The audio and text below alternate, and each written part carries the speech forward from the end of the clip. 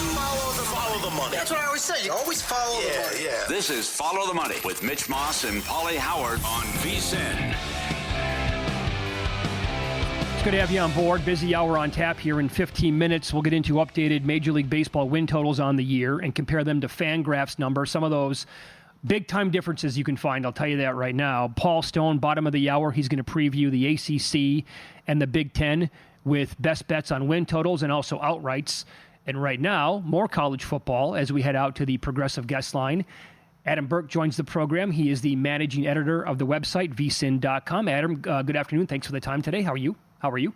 Good to be with you guys. And yeah, I know we're not talking about it here, but those MLB adjusted season win totals here, the live ones, fascinating with the trade deadline just a week away. Absolutely. No doubt about that. So you're going to have a best bet here on baseball coming up. We'll get to that in a few minutes. The College Football Guide is coming out August 5th here at VSiN. It's coming together. Before we get into your win totals, for people who might be new to this, we try to bring this up maybe once a year. You really like to get dirty, and you like to, drag your toes in the muck of some of these really bad conferences and bad teams in college football and college basketball.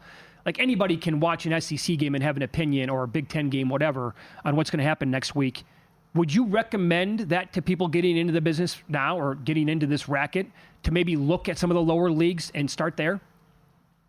Yeah, look, I think so. I mean, I think there's definitely some value in doing those types of things. Now, it's tough, right? Because at its core, betting for a lot of people is just another entertainment venture, so they want to have action on Alabama, Georgia, Texas, Ohio State, all the marquee games, stuff like that.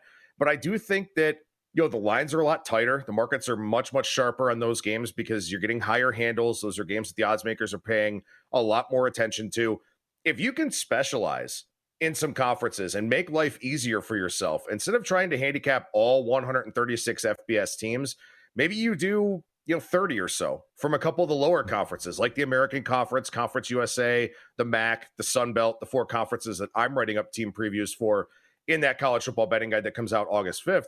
Like, it's a pretty good route to go. I mean, yeah, you may not have access to watching all those games and stuff like that, which is why I recommend, if you do conference specialization, do something local. Do a conference that's close to you, to where you can get more information on these teams, maybe access to, the newspapers that are covering them, stuff like that. But look, I mean, I think that when you talk about college football free agency, the transfer portal, the coaching carousel, all these different types of things, at the Power 4 level, like, the gap between players is pretty small. The gap between coaches is pretty small. It can be very, very wide in these smaller conferences. So I think if you want to take betting really, really seriously for the college football season, I'm not saying you can't win betting the Big Ten or the SEC, but I think you have a much better shot at beating some of these smaller conferences with a lot more unknowns and a lot of players that nobody will ever know their names. Yeah, great answer. So in your findings then, with some of these lower leagues, one bet that you're going to have this year is on Western Michigan. Their total is 5.5. Did you want to play it over or under? Yeah, I like Western Michigan over 5.5 here quite a bit. And you can actually get this at plus money over at DraftKings. This is probably, of my three conferences I've written up so far, the American, Conference USA, and the MAC, this is probably my favorite season win total from those three conferences. I think Lance Taylor's done a really terrific job, formerly the offensive coordinator at Louisville, was a position coach at Notre Dame. I think he upgraded both of his coordinators here for this season. One of his guys left, his defensive coordinator left for a job at Wisconsin. Now he's got some Notre Dame guys that are going to be more familiar with the schemes that he wants to run. They did go the JUCO route for a quarterback. They got Brady Jones out of Riverside Community College out there in California. But they didn't have great quarterback numbers last season anyway. And this is a kid who put up almost 4,500 yards in JUCO. They've got a really solid defense. This is a team that I think they're going to throw the football more this year than they did last year. And I think Taylor really wants to do that. They do play a lot of the best teams in the MAC this season, but I think this team is going to exceed expectations. I love the coaching staff. I think the talent is solid. They brought in the second best transfer class, according to 24/7 Sports. Western Michigan over 5.5 at plus money, I think is a really, really good bet for a MAC win total right now. Okay. How about another one in the Mid-American? Buffalo, 7.5. Do you have big expectations for this team this year? Yeah, I absolutely do. I mean, Buffalo was 3-9, and then Pete Lembo took over, and they went 9-4 last year. And Pete Lembo's a guy who, was the head coach at Ball State, kind of jumped around, bounced around a little bit as an assistant coach, was South Carolina's special teams coach for a few seasons. I think a dude's just a damn good coach. And he brings in Taquan Roberson, who, is a dual threat type of guy. I think an upgrade at quarterback for them, actually. And if you upgrade at quarterback from a 9-4 team, I got something that's a really big positive. Obviously, Buffalo, like a lot of teams, poached by the transfer portal, had some guys leave due to graduation, stuff like that.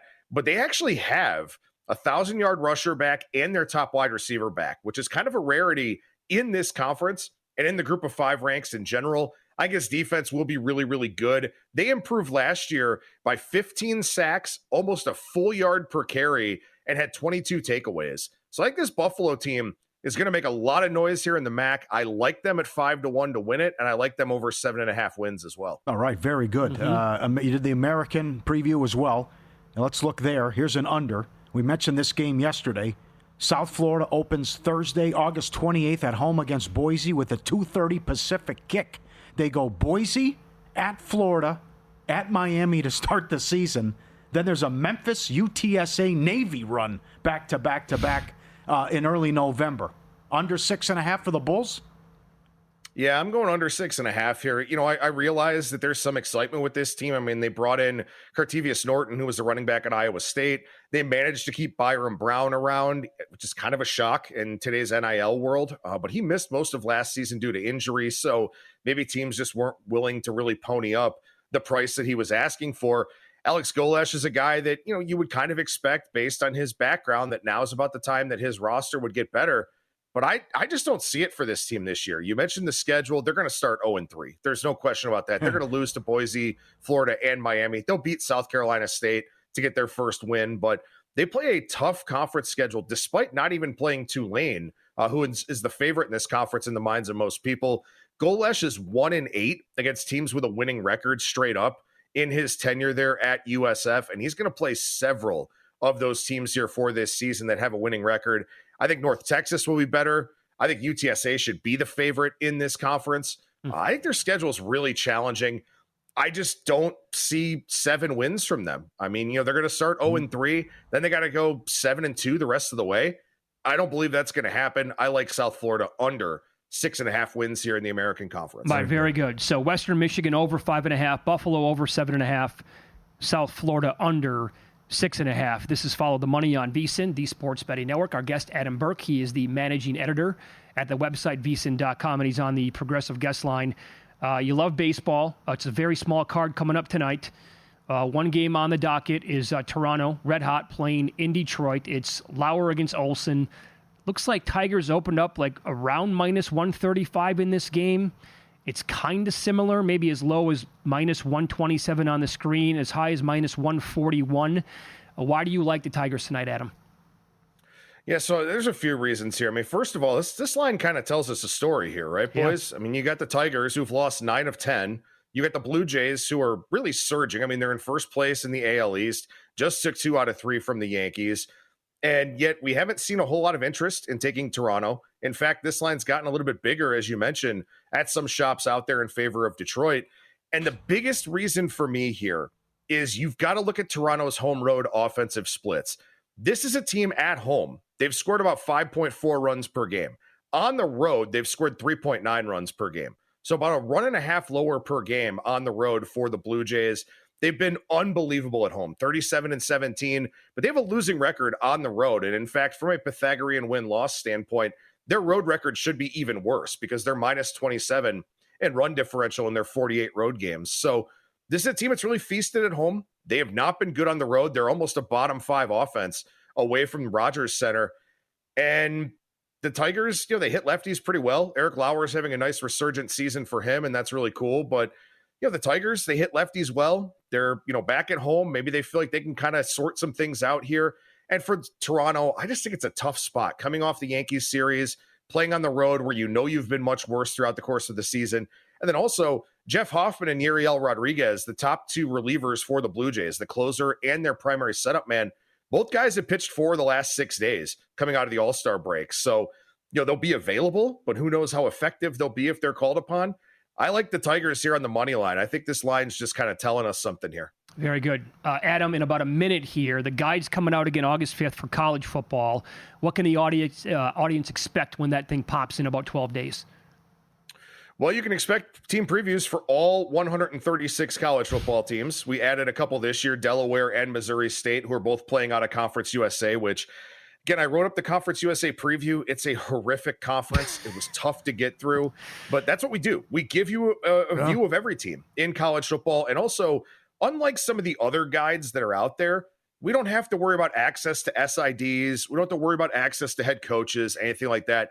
We can give you honest, unfiltered assessments of what these teams are expected to be in the minds of our VSiN experts. And I think that's something that really sets our guide apart. We'll have season-long projections from Steve Makinen, who, by the way, has 29 college football season win total bets in the upcoming guide. Wow. So can't wait for that to drop on Tuesday, August 5th for VSiN Pro subscribers. That is awesome. You can follow Adam on X. He is at Skating Tripods, and he was on the Progressive Guest Line. Great spot, Adam. Thank you. We appreciate it.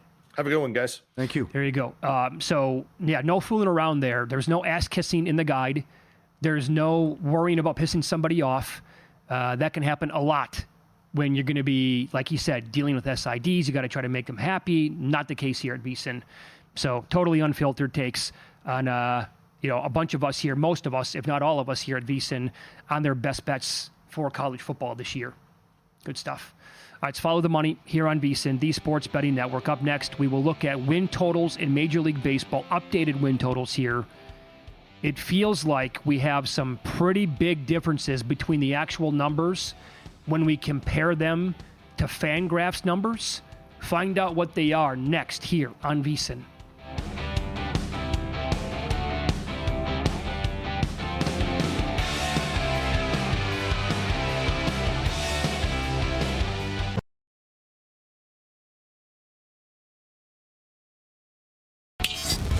This is Follow the Money on VSiN.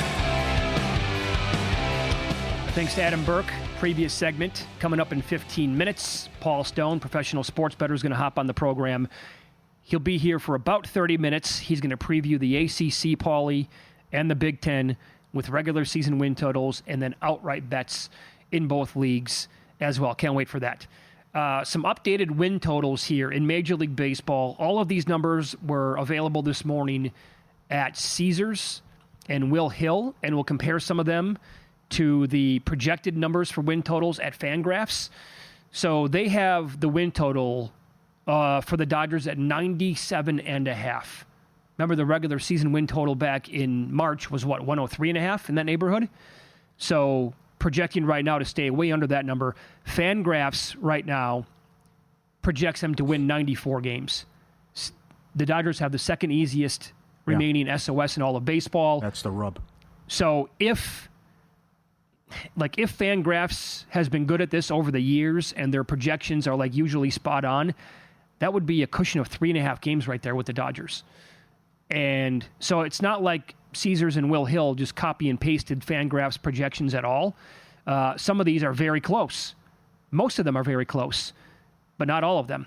And this is why it's such a potentially great time to bet some of these win totals with the trade deadline next week. If you can get ahead, if you had some intel on what these teams are going to do, could be massive. They start a 9-game road trip tomorrow too. Yeah, in Fenway.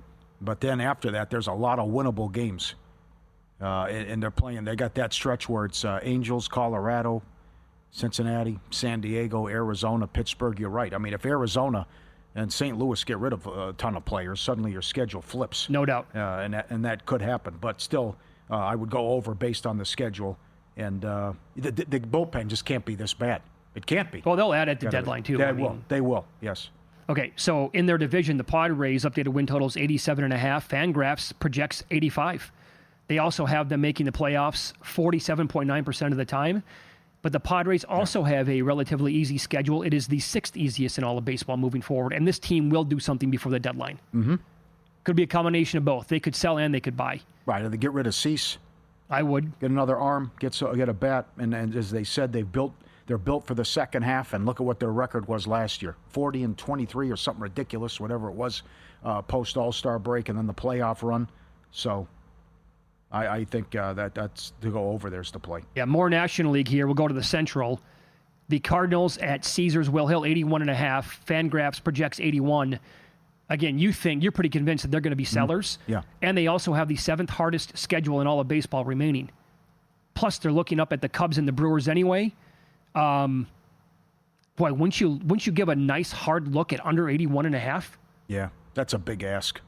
Because they could, Sonny Gray to start, other guys behind them that are going to be traded. They're currently not that good anyways. Yeah, 52 and 51. Oh, it's a big ask. They're going to win 30 more games? With the schedule. Right. They know they're out of it, too. You say, well, 4 back, but all those teams you got to jump to. Yeah. Yeah, and that's key, though. It opens a door for these other teams. Sure. If St. Louis trades everyone, if Arizona trades a lot of people and they're expected to, the Reds have the most difficult schedule. So then it's, well, we'll use it the way it is now. But we'll say Cubs, Phillies, Padres, Giants, 3 get in, 1 goes home. Right. That's it. Lock it up. Yeah. By the way, the Reds, you mentioned them with the hardest schedule remaining. 81.5 is their win total right now. Fangraphs has them at 81. So this is interesting. How about the Marlins? Currently speaking, playing good ball. Yeah, they've been playing good ball for a solid month now. They are 48 and 53. They're actually 4 games up on the Braves in the National League East, but they are in 3rd place. And their updated win total at Caesars Will Hill is 71.5. Fangraphs project 76 out of this team. That's 28 more wins on the year. Wow. What are they going to do, though? I would think Sandy's gone. He was not. He was really good the other day. He was, yeah. That one's tough. But again, like and I'll keep this one moving forward. I did not do this like in previous years to keep it or to memorize it. I don't know how Fangraphs is done like this time of year with their projections right before the deadline. If they've been rock solid, that would be probably worth a bet at that time. So you think too high? Too high, or just say, hey, with the Marlins, I'd go over. They're playing, okay. Yeah, they got them going over by 4.5 games. But again, that's the guessing game. What are they going to do? How about this one? The Rockies are 26 and 76. Mm-hmm. Caesars has 42.5 wins. Fangraphs projects 50. And they have the 4th hardest remaining SOS on the year. Now, where do they come up with that? They're going to double their win total already on the year? 50. We were talking to Adam Burke before he popped on 20 minutes ago during the commercial break. He would be stunned, and I said I'd fall off my couch if they won 50 games. They think these teams are going to be out of it in September and maybe lay down? I don't guess, know. Look maybe. at that schedule. Giants, Padres, Dodgers, Padres, Miami, Seattle, Giants. Okay. Yeah. What? Well, that's certainly one where they didn't copy and paste. They 7.5 games below Fangraphs projections on that. Yeah. In the American League, wow. The Blue Jays win total right now is 91.5. Fangraphs has 91, and they also have them making the playoffs 94% of the time. If anything, I'd maybe look at playing over there because that team will add somebody before the break. They're in. Yep. Yankees under? Yeah, quickly on this. Yep. Met a guy from Toronto yesterday. Got emails from Toronto last night and this morning. Both told us, the guy I met yesterday and the emails, said that the city is absolutely on fire right now. There was a spot where Bichette hit a home run and the place went absolutely bonkers. They are starving for somebody to win again there in that city. And this comes off of, heartbreak again in the playoffs in the NHL. And this team's been blistering hot now for, 6 weeks at least? So, but it was a fun atmosphere when they had Joey Bats in that run they were making, too. No doubt. So that was right. That's fun when that ballpark's full and alive and loud. Yeah, Yankees are 90.5 at Caesars. That's too high. They have... I have no, again, I'll say it again, no faith in Cashman. I don't think they're going to do anything of significance. And I know the Yankee fans have no confidence in him either. So you think no Suarez, no Mitch Keller, nobody like that? No. Keller doesn't do much for me, but I know he's pitched well. I don't think they'll get Suarez. Well, they absolutely need some pitching help, though, too. Yep. There's no depth there in that rotation. Yeah, and look how they're playing, though. I mean, I'm surprised they're that high. They're 90% to make the playoffs. Right. Here comes Texas. Tampa won't go away. Mm-hmm. They lost today. Cleveland's hot. This is only a 4-game difference here. Between you have one bad week, you're looking up at teams then. So I wouldn't be shocked if they missed the playoffs entirely. Who's that? I want to look at that. Yankees. Okay. I don't see it. And I thought there was a lot of smoke and mirrors earlier in the season. Judge is in a bit of a funk, and then who do you trust with that rotation? Oh, you can absolutely get a big number on that team to miss the playoffs. I want to say it's 5, 6, 7 to 1 to miss. Mm-hmm. So you brought up the Rangers. This is the team I'm high on. Their updated win total is 83.5. Fangraphs projects 83 with a 32.5% chance to make the playoffs. They do have the third hardest remaining SOS. DraftKings took it down because of the Cleveland game today. That's right. Sorry, Yeah, go they ahead. did. Yep. So I'm big on this team.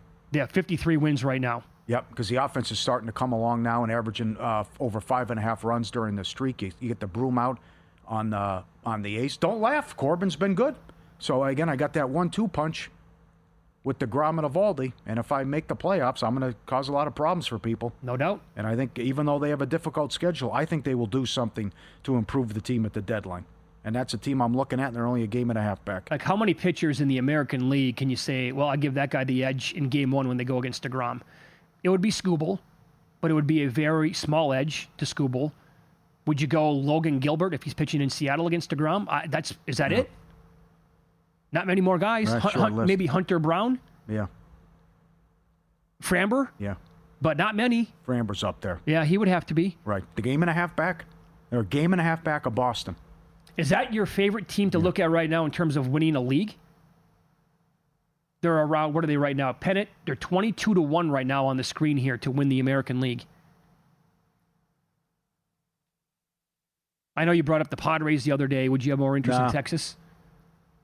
Yeah, Texas. Okay. I wanted to jump on the Giants, but they can't do it. I can't do it now, how poorly they're playing. It was with their pitching staff and getting them in the Devers trade, it was right there for them, but they continue to lose games. This is a team that absolutely must make a move, and I don't know if they will make a major one or not, and it's Seattle. Caesars has 85.5. Fangraphs projects 86, so right on the number. Fangraphs, 71% chance to make the playoffs. Fourth easiest remaining SOS. I change my opinion on Seattle, I think, twice a week. I know. Can't trust them. Can't do it. They'll probably lose 2-0 tonight. That's what they do. 3 out of. Do me a favor, Seattle. Take 3 out of 4 this weekend. Not happening. I know. You want to love them, but you can't. Yeah, I know. They keep disappointing you. Can't do it. Betting on races, why not try the races? So betting on sports, why not try the races? First Bet lets you wager on hundreds of horse races every day from top tracks across the U.S. and around the world. Sign up firstbet.com, promo code VSiN200. Claim a 20% rebate for your first 60 days, up to $200. Head to firstbet.com today. Professional sports bettor Paul Stone with us for the next half an hour. He's going to preview the ACC and the Big Ten with best bets for win totals and outright league winners coming up here on Follow the Money. It's VSiN, the Sports Betting Network.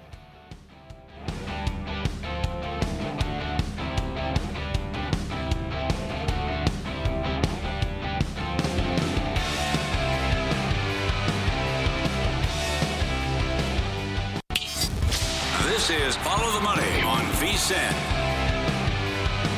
It's going to be great. Next half an hour here, professional sports bettor Paul Stone joins the program. We will get to his best bets for the Big Ten coming up in 15 minutes. We'll begin in the ACC. Of course, both these conferences have had their media days this week, and he is on the progressive guest line to discuss both. Paul, good afternoon. Thanks for the time today. How are you? Doing well. I'll tell you, we're now inside 1 month from the start of the college football season. I believe in 30 days, we'll have week 0, Saturday, April 23rd. So it's bearing down on us, guys. Time to start cramming for your final. Yeah, no kidding. Let's begin with the win total here in the ACC. Boy, how the mighty, so to speak, have fallen. Stanford used to be a perennial player, right? For a long time, you could bank on them to win 9-10 games. They're going to throw a wrench into the playoff plans for teams. They were always really, really good, had good quarterback play, dynamite defenses. Now the Pac-12 goes away. They join the ACC, which is absurd. Their win total, Paul, is 3.5, and you think it's too high. Yeah, I'll tell you, Stanford, Mitch, has gone 3-9 the last 4 seasons. And unless Andrew Luck, their new general manager, has some eligibility left, I don't think they're going to win more than 3 games this year. It's just a tough situation. I've said in the new age of NIL and the transfer portal that the rich get richer and the poor get poorer. And part of that poor, unfortunately, is the lower echelon teams in some of these Power 4 conferences that just don't have the treasure chest and the financial support and so forth. But Stanford, they lose some of their top players. David Bailey, a great defensive end, goes to Texas Tech and takes the money there. And then wide receiver Emmett Mosley, the 5th, who really came on strong at the end of his true freshman campaign this past season, off to greener pastures as well at the University of Texas. And then to add insult to injury, their head coach, Troy Taylor, He was let go in late March amid allegations of mistreating female staff members. So their interim coach this year will be Frank Reich. You look at Stanford's schedule, and I don't see a single surefire victory for the Cardinal. They were favored until yesterday, pretty much 1.5 point favorite at Hawaii in their season opener on August 23rd. But some money showed up on Hawaii yesterday. Hawaii now pretty much universally a 1 or a 1.5 point favorite over Stanford. So that's pretty much a toss up. The only other two games that Stanford could be favored are going to be home games against San Jose State and Cal. But those certainly are toss ups, not givens. Difficult to see 4 wins here. They might not even win 3. I like under 3.5 at -150. Found that price there at DraftKings. It's too bad that the program there, the entire university, doesn't have that big of an endowment. It's only $37.6 billion as of August of last year. But I guess they probably care about other things outside of football there. So, all right, that's your first win total. You have another one here on Syracuse. Yeah, you look at this Syracuse team last year behind a really explosive offense, obviously guided by quarterback Kyle McCord. That Syracuse team won 9 regular season games, added a 10th victory in the bowl game, won the Holiday Bowl over Washington State.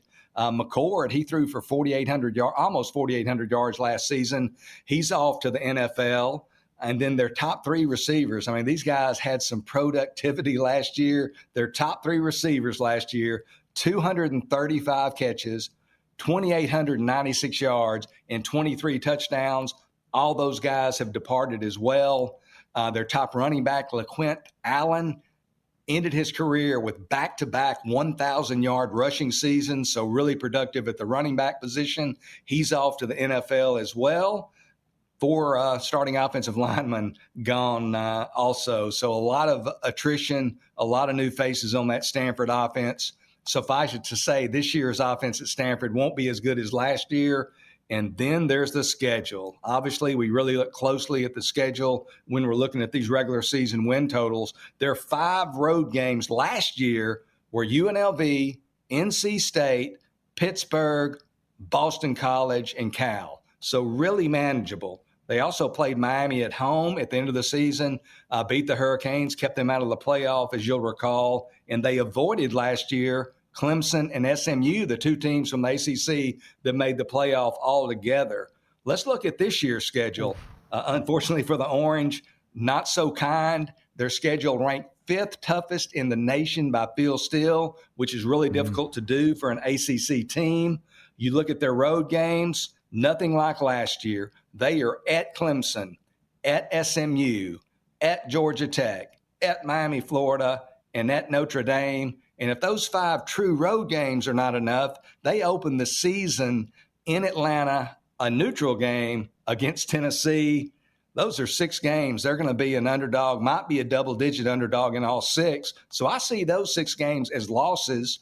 Even if they only lose 5, they've got home games against Duke, Pitt, and Boston College, where right now they would be pretty much a pick 'em. So those games could go either way. And even if they win 2 out of 3, if they lose all 6 of those games away from home, they're going to go under.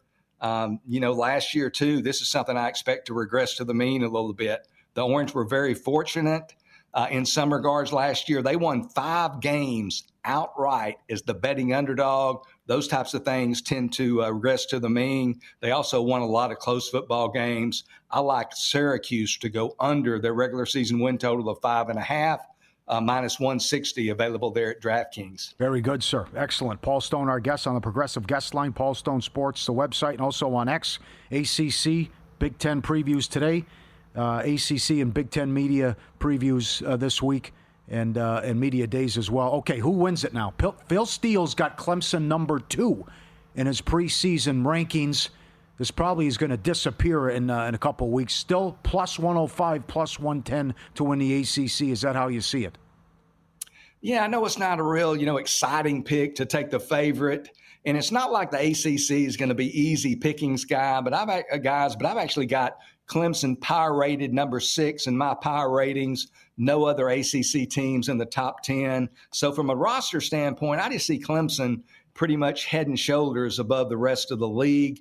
I mean, you start with their quarterback, Cade Klubnik, a 5-star recruit out of Austin Westlake High School. Kind of took a little while, a couple of seasons to come around, but about the middle of last year, it was almost like a switch flipped. I think in the last 4 or 5 games of the 2024 season, Cade Klubnik was as good as any college quarterback in America. So he's a big-time quarterback. They've got one of the nation's top receiving core.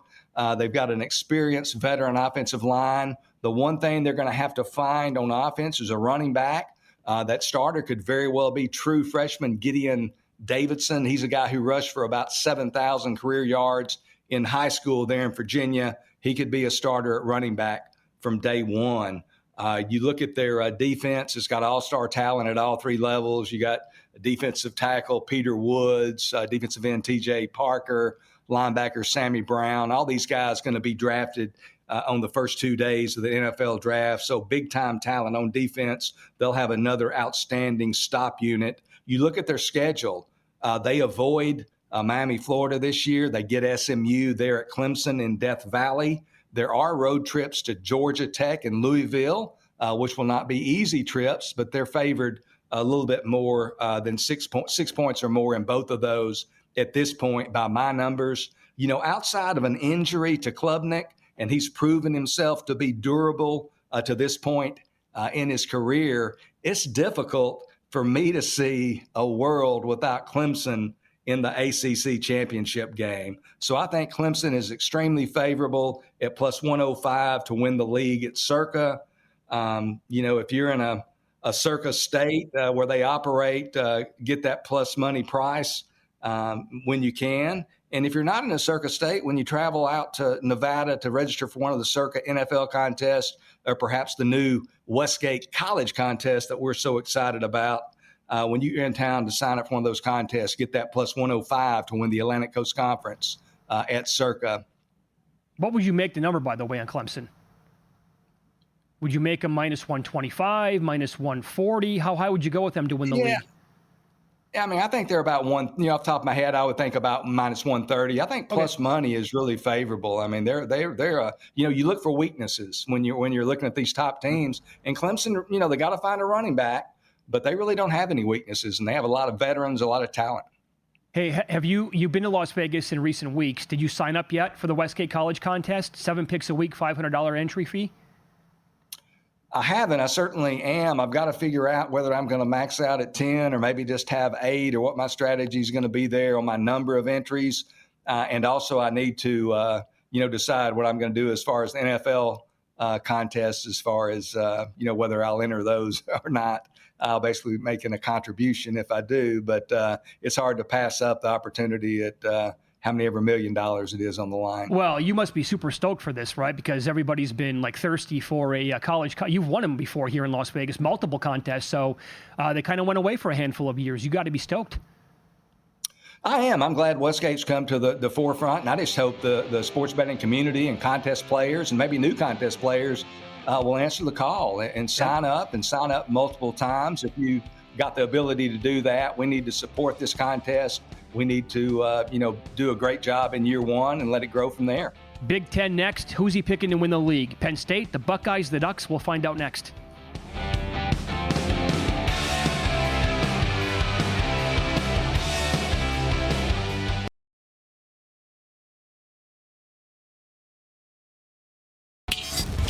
This is Follow the Money on VSiN. Welcome back. We continue talking college football. Professional sports bettor Paul Stone is a weekly guest with us every year during the football season. That'll continue in 2025. He gave out best bets in the ACC last segment. Now we pivot to the Big Ten as Paul is on the progressive guest line.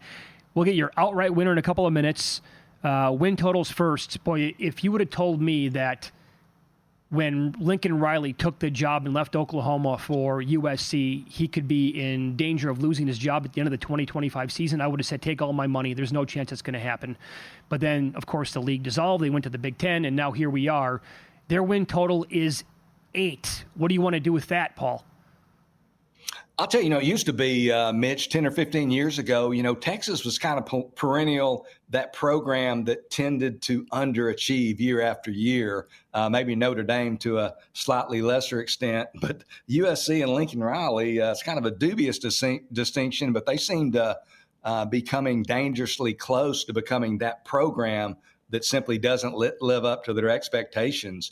They do have a favorable schedule early on. They open with home games this year against Missouri State and Georgia Southern. Then they go to Purdue in week 3, and then they host Michigan State in week 4. So USC in pretty good position to come out of the gate at 4-0.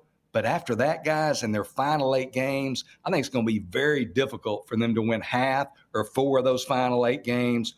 A tremendously difficult schedule. They've got road trips to Illinois, Notre Dame, Nebraska, and Oregon. All those certainly will be arduous.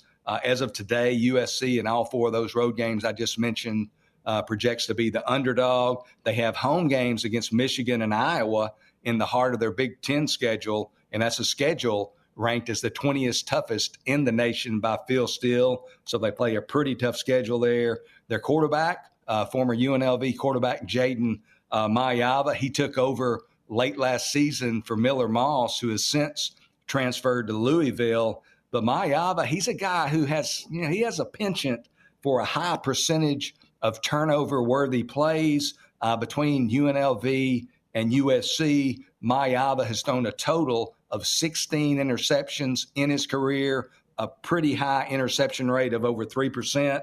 So he's got to take better care of the football. I don't have great confidence in Mayava as an upper-level Big Ten quarterback. And here's a little tidbit that I found that just extremely interesting.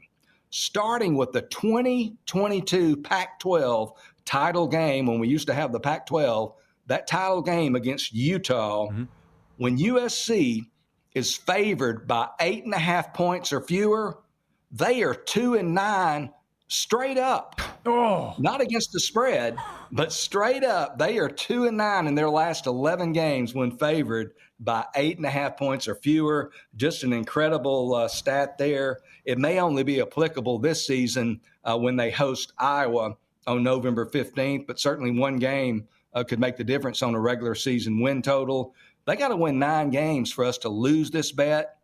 8 would be a push. I don't think they're winning either. I think they're winning 7 or fewer games. Minus 125 there at Circa. Very reasonable price. I like USC under 8 wins, minus 1.25 at Circa. All right, very good. Good timing here. Mike Loxley was on the program yesterday.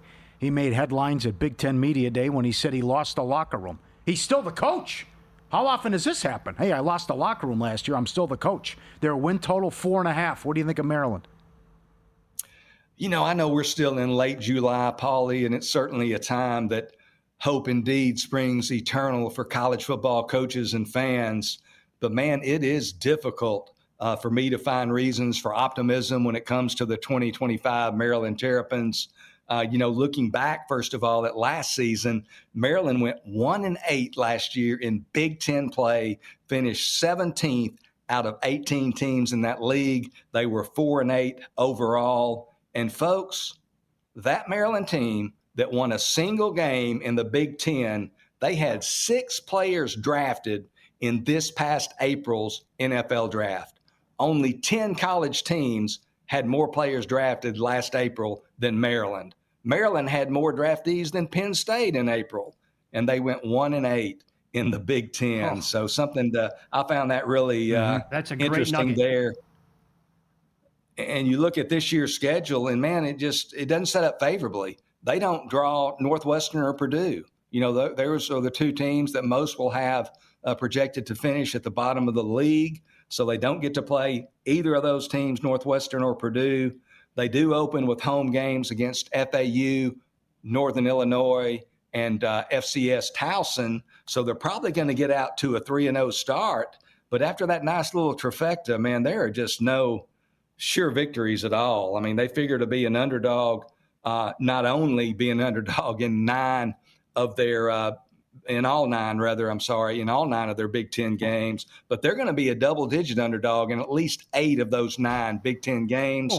I have them right now in the regular season finale at Michigan State is only an 8.5-point underdog, but they could be a double-digit underdog in that game as well. So they could be a double-digit underdog in all 9 of their conference games after getting out to a 3-0 start.